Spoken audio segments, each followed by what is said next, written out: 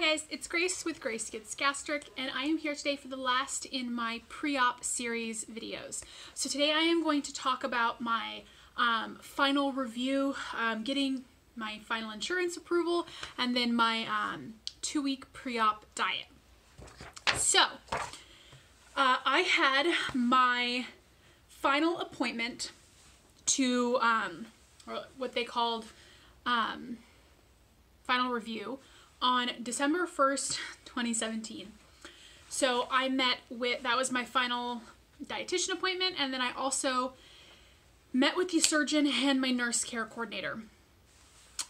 So the surgeon, at this point, they were proceeding as if, you know, like I'm going to get the surgery. Obviously, it hadn't been approved yet, but I met with the surgeon and we went over all of the risks and complications, and I basically signed a waiver saying, you know, I'm good to proceed. So we went through the list of potential risks, potential complications that would come with the surgery, you know, things like blood clots, etc. This is all stuff that I had been aware of myself, just doing my own research, but we went over everything together. You know, we got to talk about his complication rate, risk rate, and those are all questions that I had already asked him when I had met him the first time around, and definitely make sure that you're asking your surgeon all of those kinds of questions. You can find lists online if you look. But we went over everything and I signed off. I met with the nurse care coordinator. She actually, at that appointment, gave me my Hibiclens. It's the antibacterial soap that you're supposed to wash with the night before and the morning of surgery, and pretty much any surgery. So she gave that to me then, and again, I hadn't even had approval yet, but you know, they were really, it became very real at that appointment. And sorry, I am of course looking at my computer, looking at notes that I had taken at the time. So we had, looking at the wrong one. So met with the surgeon, went over everything. I talked with the nurse care coordinator again. And then we also went over, so once I got approval and I got my surgery scheduled, they do have a class that they have you take.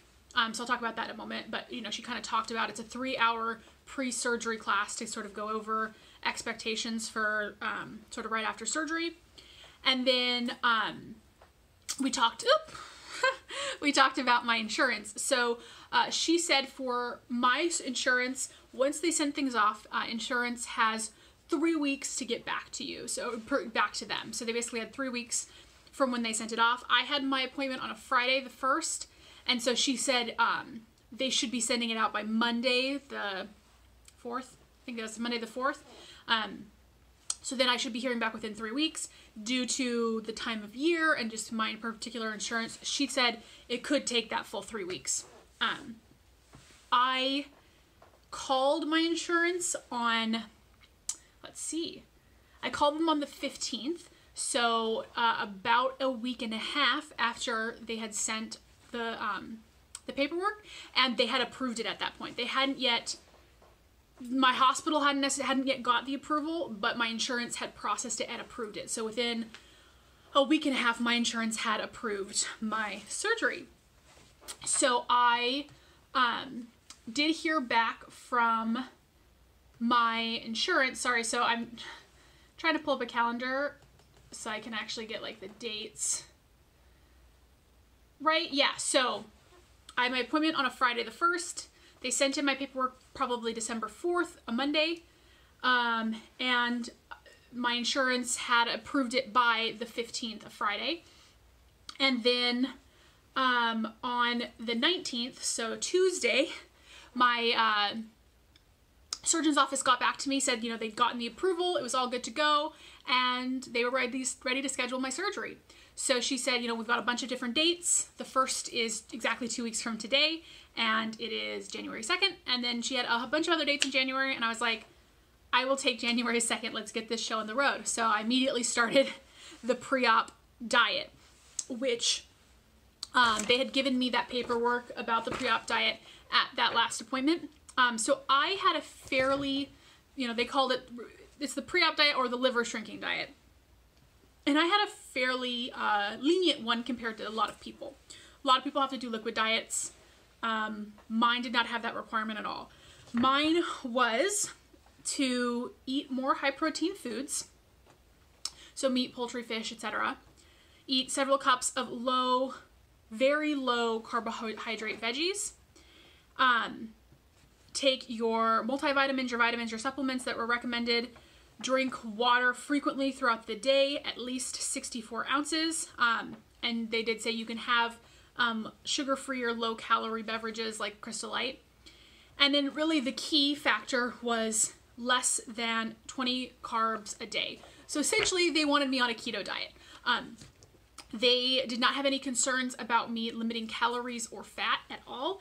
Basically, I was allowed to eat whatever I wanted as long as it was under 20 calories. So, sorry, under 20 grams of carbs. So basically, I mean, it was a keto diet is what they wanted me on for my liver shrinking. And they gave, you know, information for people like what are some of the really low calorie, or sorry, really low carb vegetables? What are the kinds of high protein? Basically, what is unlimited foods? What are foods not allowed? So essentially for people who are kind of doing lazy keto, and I'm sure some people are not quite as diligent at tracking as I am and a lot of us in the community are. So I knew exactly how many carbs I was eating. And I actually, maybe I'll post like a photo. I had one on Instagram of like a sample meal plan of what I was eating on the pre-op diet. And I did that for 2 weeks. And so you'll note I started on the 19th of December. And so that is straight through Christmas and New Year's. New Year's Day is actually, so the day before surgery was clear liquids only. So my surgeon, my care coordinator, she was like, if you want to stay out on New Year's Eve and have like a glass of champagne, that's not going to throw off your diet. Like, that's okay. And I was like, I'm not even going to bother going out. Like, I'm already like getting surgery soon, you know, I'm not really in a like, let's go clubbing mood. So it wasn't a concern. And then all New Year's Day, I was, you know, living that pre-op clear liquid life, broth, sugar-free Jell-O, water, basically. So that was my pre-op diet. And then we had the pre-op class, which was I had the week before, I think the Wednesday before my surgery, so a little less than a week before. And that's when they went over essentially the expectations for like the first 2 weeks after surgery. The way that my program worked is they didn't really tell you beyond the first 2 weeks because you had to come back for, sorry, I keep hitting this, for another class, and they didn't want you to kind of move before you were ready. So they, for mine, I was on 2 weeks of full liquids after surgery. And so they talked about that. They talked about the vitamins and all of that. And my center has a store attached to it where they sell the vitamins that they believe in, approve of, and protein powders that they have tested, and protein snacks that they've taste tested and reviewed and like confirmed that they're all good. So they sell a bunch of stuff there, and as part of that class you get like a 10% off voucher. So that's where I bought all of my vitamins for the first like month, and then just have bought them on my own since. So yeah, I think that's kind of the gist of it. Once we got to that, between my final appointment and when I had surgery was a month. It moved pretty quickly for me after that point. Had my appointment basically like 2.5 weeks later. They called me with approval, and I took the soonest possible appointment, which was 2 weeks after that. And I was really excited to have an appointment that was, the first of the year. I feel like it just makes a really nice time for new beginnings, for easily tracking kind of my progress. I can chunk it out into years. Yeah, and then I had surgery. So I do have videos, which I'll link below. My earliest videos, I had one that I did 1 week pre-op. So that was while I was in the midst of my pre-op diet, and that's my introduction video.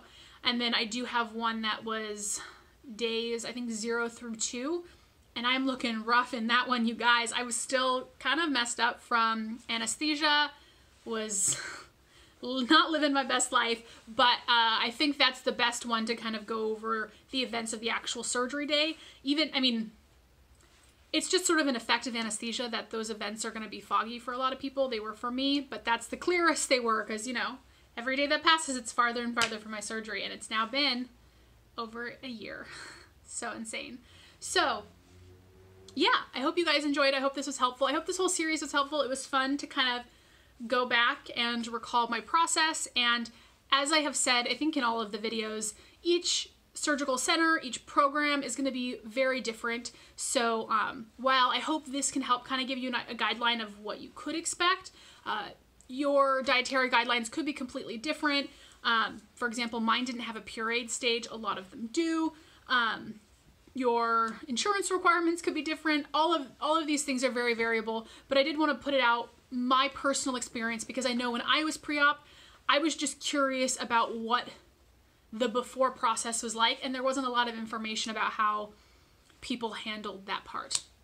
Because it's not as exciting, I get it, as when you're dropping all the weight, but yeah, it was obviously, you know, from April when I decided I wanted the surgery until January, that was, you know, 3/4 of a year. Anyways, thank you guys as always for watching. I hope you enjoyed, and I will see you in my next video.